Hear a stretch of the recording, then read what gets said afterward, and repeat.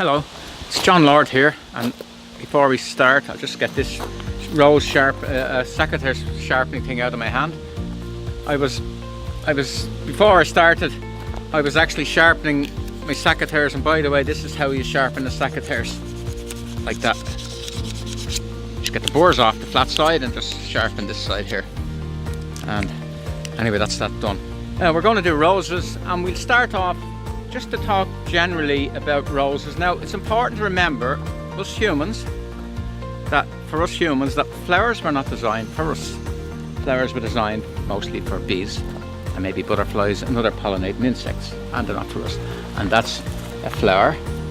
It's a Japanese sand rose, Rosa rugosa. It repeats flowering, which means it flowers more than once.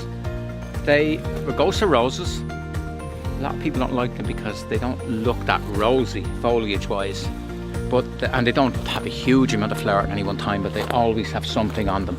Now they flower, and then when the flower finishes you get a hip, or a berry. We call it a hip, and that's the hip there before it's ripe. And then when it gets ripe, let me see, we get a ripe one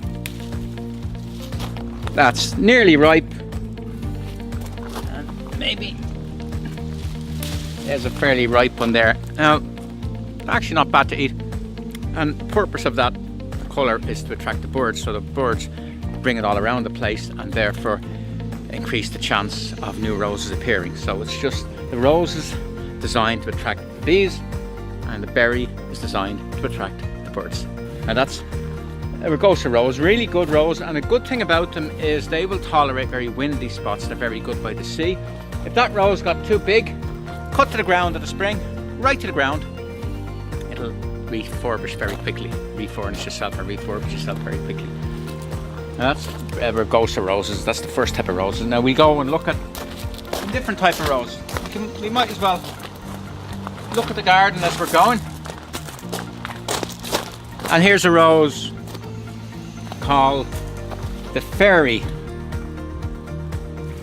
rose. And if you notice this rose, the roses are individually very small, but they come in very large clusters, and it's more or less finished. Now what I did is I kicked off the old, I haven't time because it's a big garden, so I just kicked off the old flowers,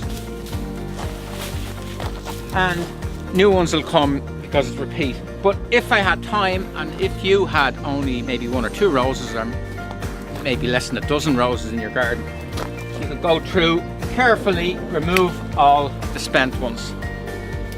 And while I'm at it, I might as well show you how to take a cutting from a rose. Now roses are generally grafted, but that's only because it's an easy way of producing roses, because it can be done to a mass-produced system. But if you have a nice rose, we say it's an old rose in someone else's garden, maybe it was your relation's garden, and you don't even know the name of it because there's so many roses, what you do is you take a cutting, and lots of different ways.